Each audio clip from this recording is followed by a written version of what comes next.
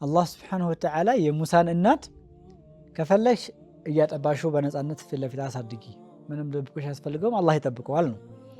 ከፈራሽ ደግሞ ወስደው ይገሉብኛል የፊርዓውን ሰራዊት ወታደሮች ብለሽ ከፈራሽ ደግሞ ወንዝ ላይ ጣየው አላት አላህ Subhanahu Wa Ta'ala فإذا خفت عليه فألقيه في اليم።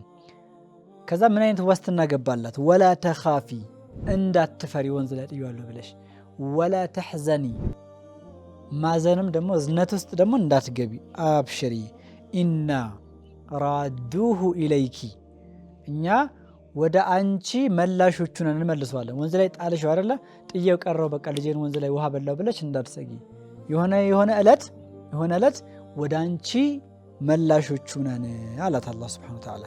በንጹህ ነውና ልጆች ሲፈጠሩ ካስተዳደጋቸው ክፉ ደግ ሊማሩ ጥያቄ ያላቸው በውሎ ባዳሩ ደጋጉን ታሪክ ብነግራቸው ባማረው ተፈጥሮ እንድናቆያቸው ደጋጉን ታሪክ ብነግራቸው ባማረው ተፈጥሮ እንድናቆያቸው።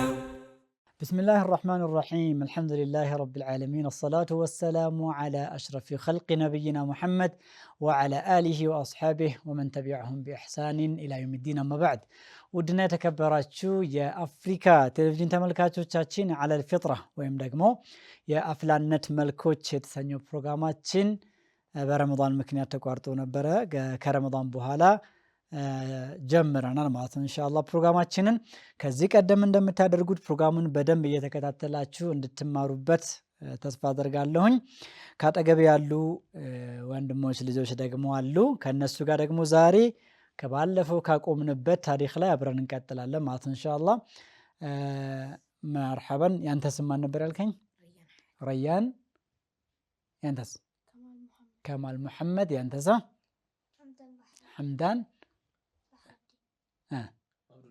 عبد المجيد محمد حمزة نور الدين عمار سعيد ከነዚህ ልጆቻችን ጋራ ኢንሻአላህ ባለፈው ካቆምንበት ተነስተን እንጀምራለን ማለት ነው። ባለፈው ከሌሎች ልጆች ጋራ ስንማማር የነበርነው እና ያቆምንበት የነበረው የነብዩላህ ዩሱፍ አለይሂ ሰላምን ታሪክ እየተማማርን ነበር። የነብዩላህ ዩሱፍ ታሪክ ገና ከመጀመሪያው ከወንድሞቹ ቀናት ጀምሮ ጉድጓድ ውስጥ አስገብተውት ከዛ ከጉድጓድ ወጥቶ ግብጽ ሀገር ሄዶ ንጉስ ሆኖ ከዛ በኋላ ወንድሞቹ መተው እስከ መጨረሻው ድረስ ግብጽ ሀገር ላይ ነበረውንም የድርቁን የህልም ፍቺውን ሙሉ ነገር ተመልክተን ጨርስ እንዳደረገን ነበረ ማለት ነው። ስለዚህ ዛሬ ደግሞ የምንመለከተው ከዛ ቀጥሎ ያለውን ሌላ ታላቅ ነብይ ከሊሙላህ የሚባሉትን የአላህ ነብይ ታሪክ እንመለከታለን ማለት ነው። እሳቸው ማናቸው?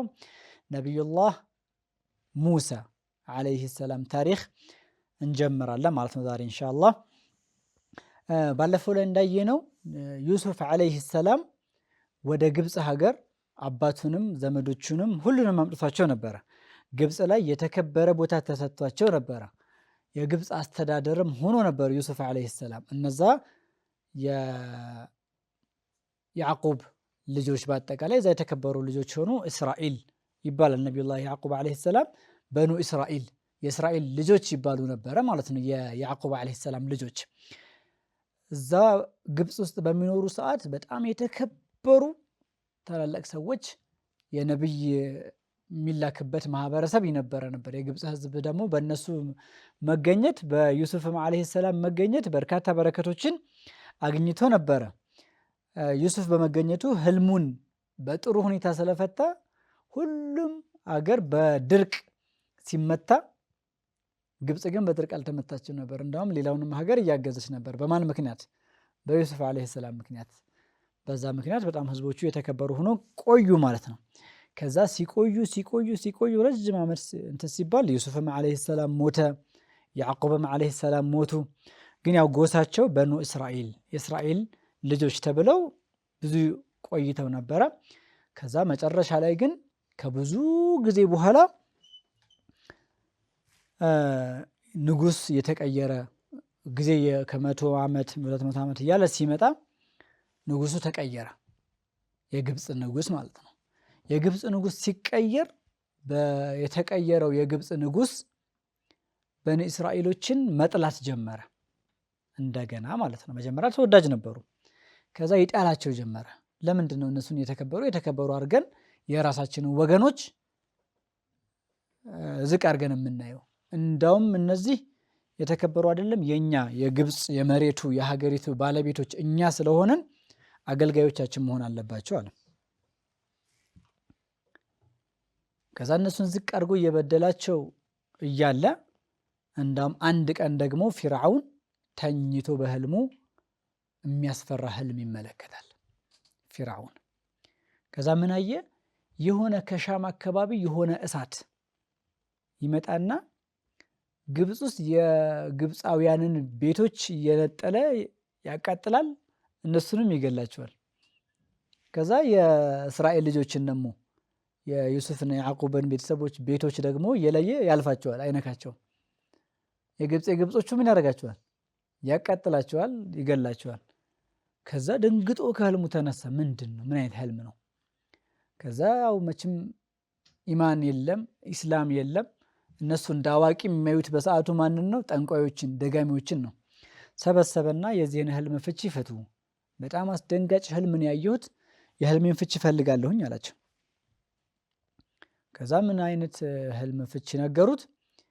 ከነዚህ ከእስራኤል ቤተሰቦች ውስጥ ከዚህ ዘር ውስጥ የሆነ ሰው ይነሳል፣ ያንተ ንግስና የሚያከትምበት በሱ ምክንያት ነው፣ ይወለዳል የሆነ ልጅ ከነዚህ ጎሳ ውስጥ አሉት።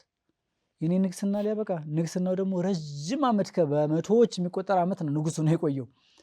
እንዳውም ራሱን እንደ አምላክም እየቆጠረ ነበር። አነ ረብኩም አልአዕላ እንመለከተዋለን። ከዛ በኋላ ምን ማድረግ አለብኝ ታዲያ? መፍትሄው ምንድነው? ንግስናውን ላለማጣት እንኳን ንጉስ ሆኖ ግብፅን የሚያክል ሀገር በሰዓቱ የነበረችውን የሚመራ ንጉስ ቀርቶ ማንም ሰው ንብረቱ ሲቀማ ይወድማ። ንብረቱ እንዳይቀማ የሆነ የሚመልከውን የምችን ስልኬን አሁን ሰው እንዳይወስድብኝ ምችለውን አደርጋለሁኛ። እሱም ደግሞ ንግስና እንዳይወሰድበት ምን ላደርግ ብሎ አማከራቸው። ያላ ማድረግ ያለበት ምንድነው? እያንዳንዱ ከእስራኤል ጎሳ የሚወለድ ልጅ ወንድ ከሆነ ይገደል። ወንድ ስለሆነ ንግስናውን የሚቀማህ እናንተ ንጉስ መሆንህን የሚያፈርሰው ስለሆነ ወንዱ ይገደል፣ ሴቱን ብቻ ሊተውት ማለት ነው። ሱብሃንአላህ። ከዛ በኋላ ምን ማድረግ ጀመሩ? እያንዳንዱ የእስራኤል ልጆች ቤት ሐታ ገና እናት ነብሰ ጡር ስትሆን ጀምሮ ስሟ ይመዘገባል። እንትና የምትባለው እንትና ባል የእንትና እንደዚህ ምናምን ተብሎ ስሟ ይመዘገባል። እስከምትወልድ ድረስ ይከታተሏታል። ልክ ሲወለድ ህፃኑ ወንድ ልጅ ከሆነ እዛው ይገሉታል፣ ሴት ከሆነች ደግሞ ይተዋታል። እቅቱሉ አብናአሁም ወየስተሕይ ኒሳአሁም እንደሚለው ማለት። በዛ መልክ ረጅም ጊዜ ሲቆዩ ምን ሆነ? የግብፃውያን በርካታ ህንፃዎች የሚገነቡ ነገሮች ምናምን አሉ አይደለም? አሁን እንደምታየው ፒራሚዱ ራሱ አለ እና ሲያዩት ግንባታ፣ የጉልበት ስራ፣ የቀን ስራ እንደ ባሪያ አድርገው አይደለ እያስተናገዷቸው ያሉት። የሚሰራ ሰው ጠፋ፣ ወንድ ጠፋ። ወንዱን ህፃን ሁላ ገደሉት። የነበሩት ወንዶች ደግሞ ሽማግሌ ሆኑ፣ ትልቅ ሰው ሆኑ፣ መስራት የሚችሉ ምናምን አይደሉ። ስለዚህ ያው ይሄ ነገር እኛ የጉልበት ስራ ልንሰራ ነው እንዴ? ያላ ብለው ተሰበሰቡ። ከእንደገና ያ ምን እናርገ? የጉልበት ስራ የሚሰራ ሰው ጠፋ፣ አገልጋይ ጠፋ፣ ባሪያ ጠፋ። ማንን ልናዝ ነው? መፍትሄ መፈለግ አለብን አሉ። አስብ፣ አሁን የተሰባሰቡት ለነሱ አዝነው ሰው እንዴት እንገላለን ብለው አይደለም። የሚሰራ ሰው ጠፋ፣ ለኛ የሚخدመን የሚያገለግለን ሰው ጠፋ ብለው ነው የተሰበሰቡት። ያላ ምን እናርግ ተባብለው ከእንደገና ሌላ ውይይት ማድረግ ጀመሩ። ከዛ ምን አይነት የመፍትሄ ሐሳብ አመጡ? ያላ አንድ አመት በዘንድሮ አመት የሚወለዱ ህፃናት ካሉ ይገደላሉ። በቀጣይኛው አመት የሚወለዱ ህፃናት ካሉ ወንዶች ካሉ ደግሞ ይተዋሉ። አንድ አመት አልፎ አንድ አመት ማለት ነው።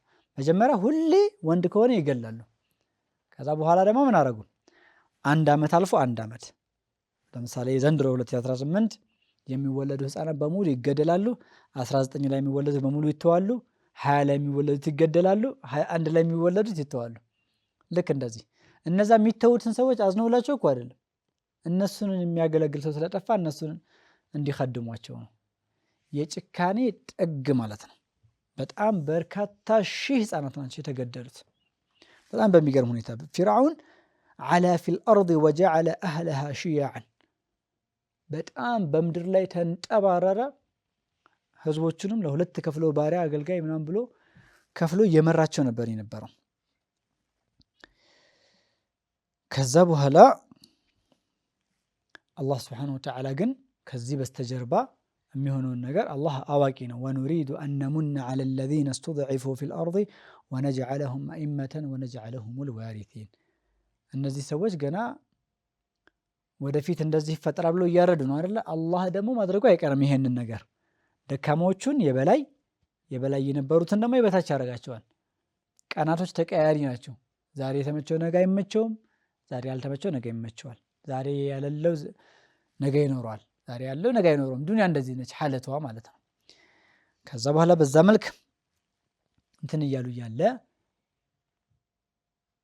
ሃሩን የሙሳ ወንድም በየትኛው ጊዜ ተወለዱ? ህፃናት በማይገደሉበት ዓመት ተወለዱ። ሃሩን ዓለይሂ ሰላም ማለት ነው። ከዛ ሙሳ ደግሞ መቼ ተወለዱ? በዛው ህፃናት በሚታረዱበት በሚገደሉበት ዓመት ተወለዱ። የሃሩን አያስጨንቅም። በነፃነት ግልጽ ሆኖ በማይገደሉበት ዓመት ነው ተወለደ። ሙሳሳ ደብቃ ነፍሰ ጡር መሆኗን ሸሽጋ ሳይታወቅ ተደብቃ እንደምንም እነሱ እኮ ይመዘግባሉ አስም እንደምንም ተሸሽጋ እርግዛ መጨረሻ ላይ ተወለደ። ሲወለድ ፊርዓውን አወቀ ማለት ሙሳ ሊገደል ነው። ሸሽጋ ስትኖር ልጇን እየደበቀች ስታጠባ ስታሳድግ መጨረሻ ላይ አላህ ስብሓነሁ ወተዓላ ወሕይ ኢልሃም አወረደላት። ምን አላት? ወአውሐይና ኢላ ኡሚ ሙሳ አን አርዲዒሂ ፈኢዛ ኺፍቲ ዐለይሂ ፈአልቂሂ ፊል የም። ለሙሳ እናት ኢልሃም ወሕይ አወረደ። ምን አላት? ልጅሽን ከፈለግሽ በግልጹ አጥቢው፣ እያጠባሽ አሳድጊው፣ ማንም አይነካውም፣ አላህ ይጠብቀዋል። ከፈራሽ ደግሞ ፈኢዛ ኺፍቲ ዐለይሂ ፈአልቂሂ ፊል የም፣ ወንዝ ላይ ወስደሽ ጣዩ አላት። ወንዝ ላይ ይመጣል። ካልፈራሽ ያዥን፣ ከፈራሽ ወንዝ ላይ ጣዩ። በተቃራኒ ነው አይደል? እኛ የምናስበው ከፈራ ልጅን ንቅ አድርገህ ትይዛለች። ካልፈራ ደግሞ ዝም ብሎ ምንም የማያስብ ሰው ከሆነ ደግሞ ወንዝ ላይም ሊወረውረው ይችላል፣ ወይ ጎዳና ላይ ይጥለዋል። አላህ ግን በተቃራኒ ከፈለግሽ ያዥና አጥቢው፣ ከፈራሽ ወንዝ ላይ ጣይው አላት። እቺ እናት ሙሳን ወንዝ ላይ ትጥለዋለች አትጥለውም? የአላህን ኢልሃም ትቀበላለች አትቀበልም? የሚለውን ኢንሻአላህ አላለቀም። እረፍት ወስደን እንመለስና እናሟላዋለን ማለት ነው ኢንሻአላህ። ፕሮግራማችን አላለቀም። ከእረፍት በኋላ ተመልሰን መተን የምናሟላ ይሆናል። ሳትርቁ ጠብቁን። በንጹህ ነውና ልጆች ሲፈጠሩ ካስተዳደጋቸው ክፉ ደግ ሊማሩ ጥያቄ ያላቸው በውሎ ባዳሩ ደጋጉን ታሪክ ብነግራቸው ባማረው ተፈጥሮ እንድናቆያቸው። ደጋጉን ታሪክ ብነግራቸው ባማረው ተፈጥሮ እንድናቆያቸው። ከረፍታችን ተመልሰን መተናል። ቅድም ከረፍት በፊት ስናይ የነበረው ምንድን ነው? አላህ ስብሓነሁ ወተዓላ የሙሳን እናት ከፈለግሽ እያጠባሽው በነፃነት ፊት ለፊት አሳድጊ፣ ምንም ድብቆሽ ያስፈልገውም አላህ ይጠብቀዋል ነው።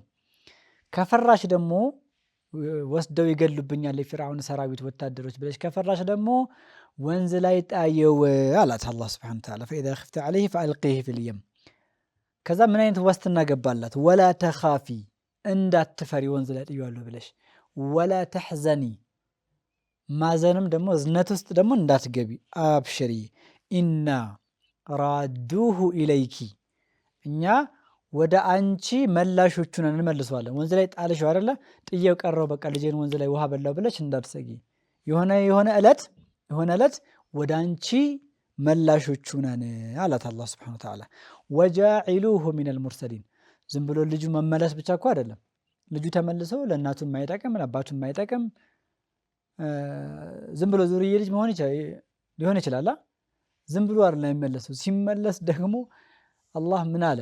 ኢና ወጃዒሉሁ ሚነል ሙርሰሊን፣ ከመልእክተኞቹም ደግሞ እናደርገዋለን አላት አላህ ሱብሓነሁ ወተዓላ። በጣም ብዙ ነገር ቃል ይገባላል።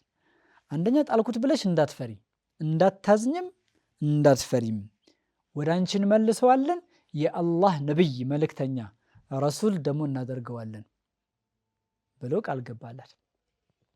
አሁን አንድ እናት ልጇን ወንዝ ላይ ጣይ ስትባል በአላህ መተማመን በአላህ ያላት ኢማን ከፍ ያለ ስለሆነ እንጂ ልጅ ወንዝ ላይ ይጣላል?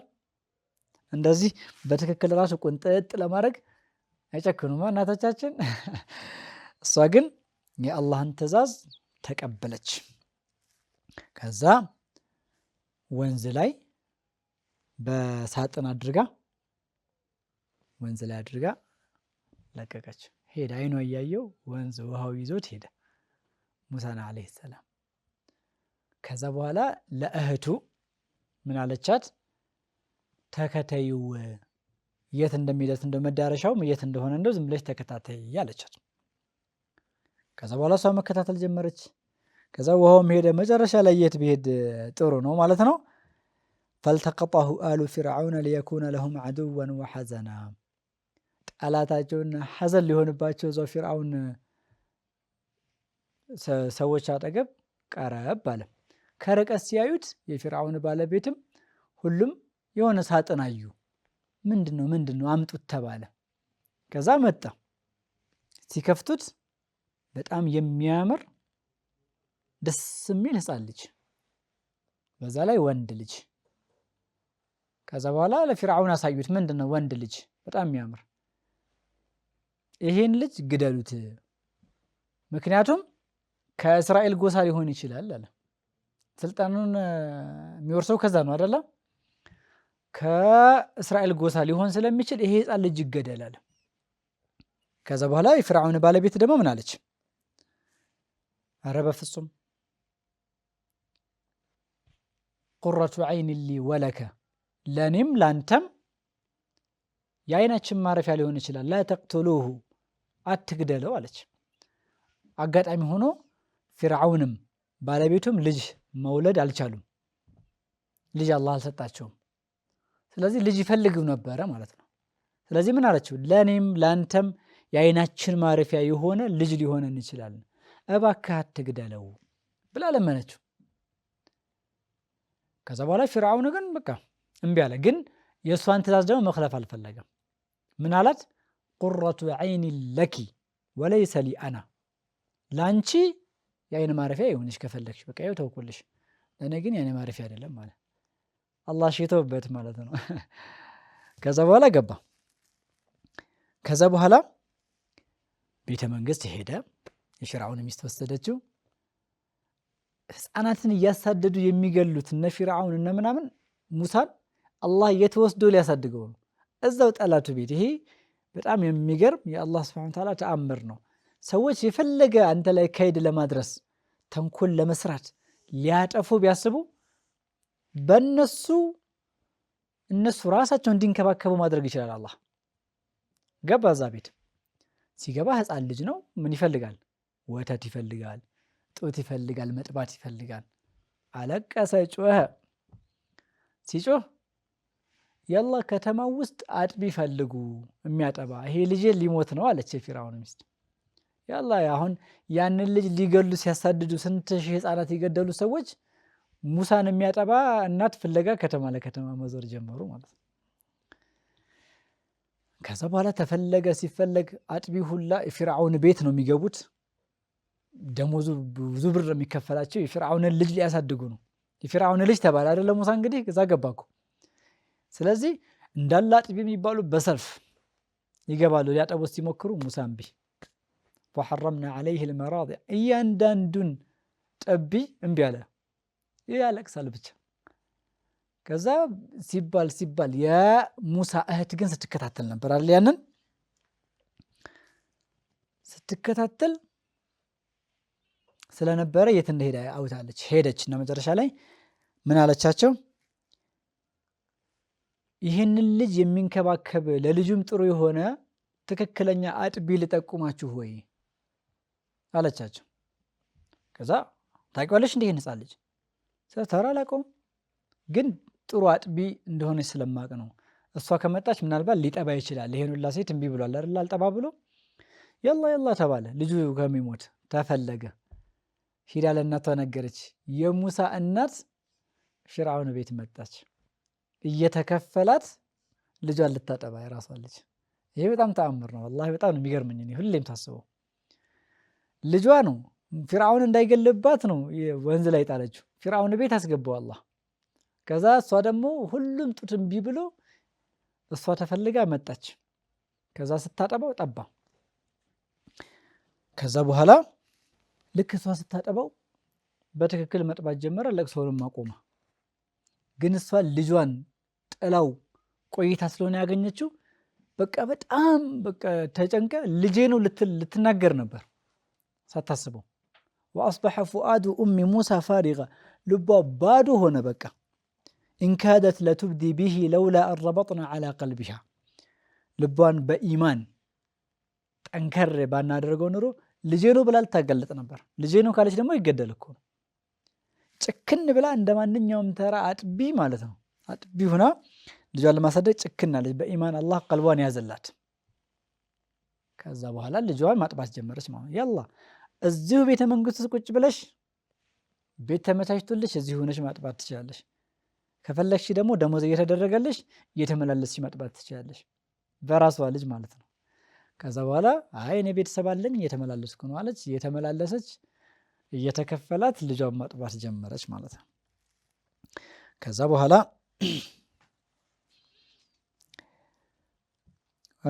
አላህ ሱብሓነሁ ወተዓላ ለሙሳ እናት የመለሰበትን ሁኔታ ሲናገር ፈረደድናሁ ኢላ ኡሚሂ፣ ወደ እናቱ መለስ ነው አለ ሙሳን። ከይ ተቀረ ዓይኑሃ ወላ ተሕዘን፣ ቃል ገብቶላት የለ እንመልሰዋለን ወደ አንቺ ብሏታል እኮ። ዓይኗ እንዲያርፍ በልጇና እንዳታዝን። ከዛም ደግሞ ለምን ሌላ ተጨማሪ ምክንያት ወሊተዕለመ አነ ወዕደላሂ ሐቁን፣ የአላህ ቃል ኪዳን ሐቅ መሆኑን እንድታውቅ። እኛ ወደ አንቺ እንመልሰዋለን ብሎ ቃል ገብቶላት የለ ይሄ ቃል ኪዳን የአላህ ቃል ኪዳን እውነት መሆኑን እንድታረጋግጥ ሲባል ወደ እሷ መለስ ነው። ወላኪነ አክተረሁም ላ ያዕለሙን፣ ነገር ግን የአላህ ቃል ኪዳን የአላህ ቃል መግባት ተፈጻሚ እንደሆነ አብዛኛው ሰው ግን አያውቅም። አሁን ለምሳሌ እሷ ገብቷት ተረድቷት የአላህን ቃል ተቀብላ እሺ አለች አይደል? እንደሚመለሳ እርግጠኛ ነበረች። አብዛኛው ሰው ግን አይቀበልም፣ አያውቅምም።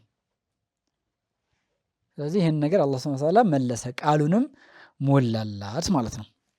ከዛ ሙሳ በእንክብካቤ በእናቱ እንክብካቤ በቤተ መንግስት ሙሳ ብኑ ፍርዓውን እየተባለ አደገ ማለት ነው ቤተ መንግስት ውስጥ። ወለማ በለገ አሹደሁ ወስተዋ አተይናሁ ሑክመን ወዒልማ ወከዛሊከ ነጅዚል ሙሕሲኒን። ከዛ ብርታት ኖሮ ጉልበት ትንሽ ጠንከር በሚል ሰዓት ጥበብን እውቀትን ሰጠነው አለ አላህ ሱብሓነሁ ወተዓላ። እያደገ መጣ፣ ጎረምሳ እየሆነ መጣ። እውቀት ተሰጠው፣ ጥበብ ተሰጠው። ከዛ ለመልካም አድራጊዎች እንደዚህ እናደርጋለን፣ ልክ እንደዚህ ነው የምናደርገው አለ አላህ። ሙሳ አደገ በማን እጅ? በፊርዓውን እጅ፣ በጠላቱ እጅ፣ በእናቱ ጡት። በከተማው ውስጥ ልዑል መባል የንጉስ ልጅ ምንድን ነው የሚባለው? ልዑል ነው አይደለም? ተተኪ ንግስና የሚይዝ ሙሳ ብን ፊርዓውን እየተባለ ተከብሮ ከተማው ውስጥ ሁሉ ተወዳጅ ሆኖ መኖር ጀመረ። ግን አሁን ሙሳ ዓለይሂ ሰላም ታሪኩን ያውቃል፣ የማን እንደሆነ ያውቃል። በእናቱ እጅ ነው ያደገው፣ ማንነቱን ያውቃል። እነ ፊርዓውን ከእስራኤል ጎሳ ይሁን ከግብፃዊ ይሁን እነሱ ለይቶ ያላወቁም ነበረ። እሱ ግን ስለሚያውቅ ረጅም ጊዜ ከጎሳዎቹም ጋር ከእናቱም ጋር ኑሯል። ከዛ በኋላ አንድ ቀን ያው ከተማ ውስጥ እንቅስቃሴ ማድረግ ወክ ነገር ሊያደርግ በምሽት ወደኸለል መዲነተ ዐላ ሒኒ ገፍለትን ሚን አህሊሃ። አንድ ቀን በከተማ ውስጥ እየተንቀሳቀሰ ያለ ምሽት ላይ ሰዎች ዝንግት ብለው ተኝተው ምናምን ባለበት ሰዓት ላይ ማለት ነው። ፈወጀደ ፊሃ ረጁለይን የቅተቲላን፣ ሁለት ሰዎች ሲገዳደሉ ያያል። አንዱ አንዱን ለመግደል ፋይት ሲያደርጉ ያያል። ሃዛ ሚን ሺዓቲሂ ወሃዛ ሚን ዐዱዊሂ፣ አንዱ ከወገኖቹ ነው፣ አንዱ ከጠላቶቹ ወገን ነው። ማለት ምን ማለት ነው? አንዱ ከእስራኤል ወገን ነው፣ የሱ የሙሳ ዘመድ ነው ማለት ነው። ሌላኛው ሰው ደግሞ የፊርዓውን ዘመድ ነው ወይ ደግሞ ግብፃዊ ነው ማለት ነው። ቅብጥይ ነው የሚባሉት በሰዓቱ ቅብጥይ ነው። ይሄኛው ደግሞ በኑ እስራኤል ነው። ሁለቱ ሲደባደቡ ያያቸዋል። ከዛ በኋላ ፈስተጋሰሁ አለዚ ሚን ሺዓቲሂ ዐለ አለዚ ሚን ዐዱዊሂ ያ የሱ ወገን የሆነው የሙሳ ወገን እርዳኝ አለው። ልገደል እኮ ነው እገዘኝ በሚለው ሰዓት ሙሳ ዓለይሂ ሰላም ለማገላገል ነው እንግዲህ የገቡት፣ ሳያስቡት ነው። ይህንም ገፋ ገፋ ሲያደርጉት አንዱን መቱት ማለት ነው፣ ያን የፊርዓውን ጎሳ የሆነውን። ፈወከዘሁ ሙሳ ፈቀዳ ዐለይህ። ትንሽ እኮ ነው አንድ ፖክስ እኮ የሰጡት። ከዛ በኋላ ሞተ ሰውየው። ሙሳ ዓለይሂ ሰላም በጣም ጠንከረ ጉልበት ያላቸው ነብይ ናቸው። ከዛ በኋላ ሲያገላግሉ ገባ ብለው ያኛውን አንድ ጊዜ ብቻ ሲመቱት ሞተ። ከዛ ሙሳ ደነገጠ። ከእንደገና ሰው መግደል ፍላጎት ይኖረዋል ሙሳ? ማንኛውም ሰው አቅል የሆነ ሰው መግደል አያስብም። ግን ሳያስበው እጁ ላይ ሲሞት ቃለ ሃዛ ሚን ዐመሊ ሸይጣን፣ ይሄ የሸይጣን ስራ ነው፣ እኔ አስቤው ፈልጌ ያደረግኩት አይደለም። ኢነሁ ዐዱውን ሙድሉን ሙቢን፣ አጥማሚ የሆነ ግልጽ የሆነ ጠላት ነው፣ ይሄ ሸይጣን ስራ ነው፣ እኔ ፍላጎት ኑሮኛ ያደረግኩት ነገር አይደለም ብሎ በጣም ደነገጠ ሙሳ ዓለይሂ ሰላም። ታሪካችን አላለቀም። ከዚህ በኋላ ምን ሆነ፣ ያን ሰው በመግደሉ ምክንያት ምን ተፈጠረ የሚለውን ነገር እናያለን። ግን እዚኛው ላይ ሐለቃችን ይጠናቀቃል፣ የዚህ ክፍል ማለት ነው ኢንሻአላህ። አሁን ከተማርነው ታሪክ ውስጥ የተማራችሁት ነገር ምን ምን እንደሆነ፣ ምን ታሪክ እንደተማራችሁ ማይክ እየሰጣችኋለሁኝ። ከዛ በኋላ ተገልጹልኛላችሁ ማለት ነው ኢንሻአላህ። ማይክ ላቀብል ለማን ልስጥ? ከቀኝ በኩል ካሉት መጀመሪያ አንተ ትናገራለህ ከተማርነው ላይ። ይሄው ማይክ ጀባ። ለኔ ነው የምትነግረኝ። ዛሬ የተማርነው ስለ ሙሳ ዓለይሂ ሰላም። እሺ ስንት ጎሳዎች ነበሩ? ማንና ማን ይባሉ ነበር? የምን ጎሳና የምን ጎሳ? የእስራኤልና የፊርዓውን ዘመድ። እስራኤልና የግብጾች ማለት ነው፣ ወይ ደግሞ ቅብጥይ ይባሉ ነበረ። መርሐባ። ይቀራል የምታሟላው አንተ? እሺ ተቀበሏል ማይኩን። እሺ የሙሳ እናት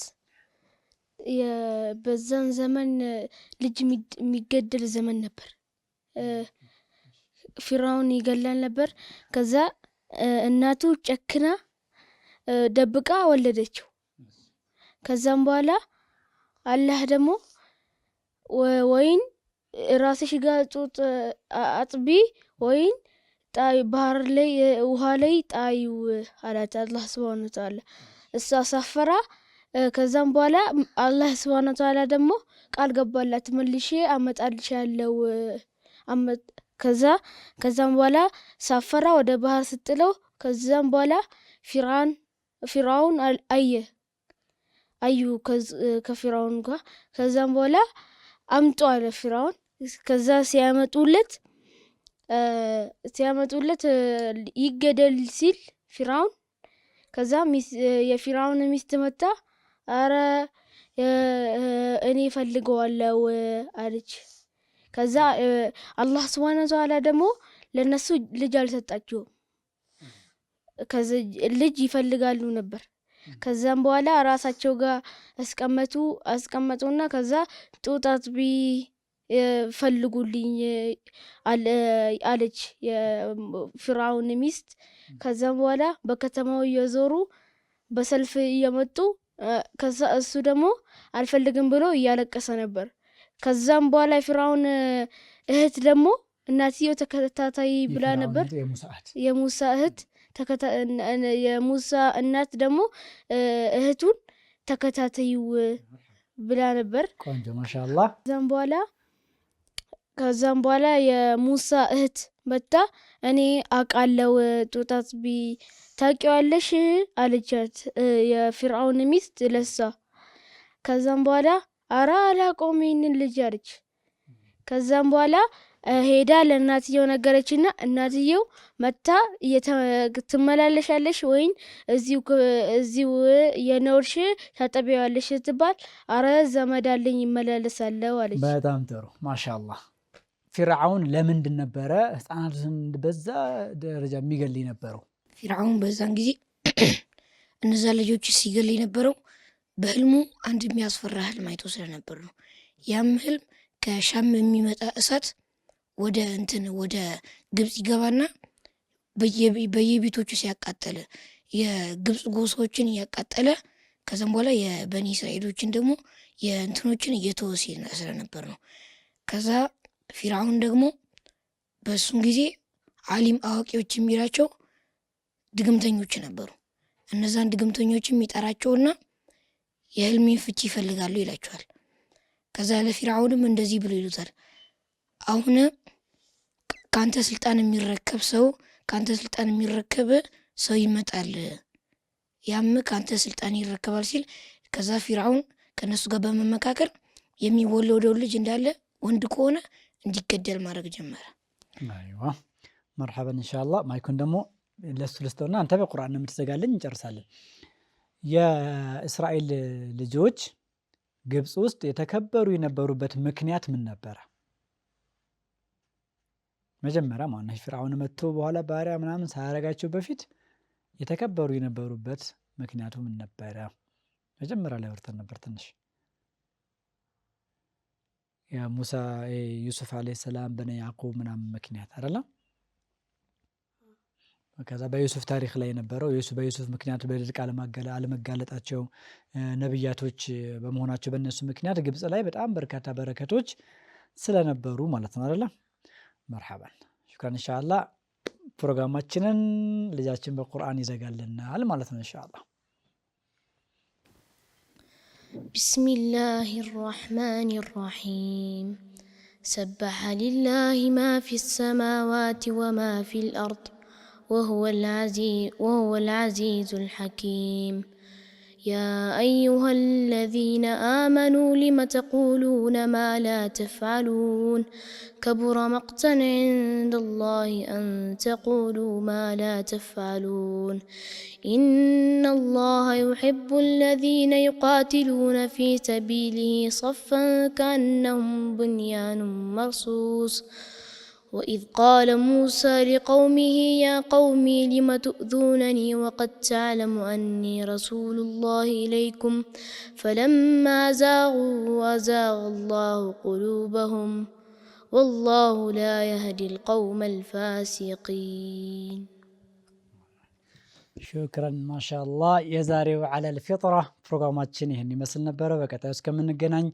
السلام عليكم ورحمة الله وبركاته. በንጹህነውና ልጆች ሲፈጠሩ ካስተዳደጋቸው ክፉ ደግ ሊማሩ ጥያቄ ያላቸው በውሎ ባዳሩ ደጋጉን ታሪክ ብንነግራቸው ባማረው ተፈጥሮ እንድናቆያቸው ደጋጉን ታሪክ ብንነግራቸው ባማረው ተፈጥሮ እንድናቆያቸው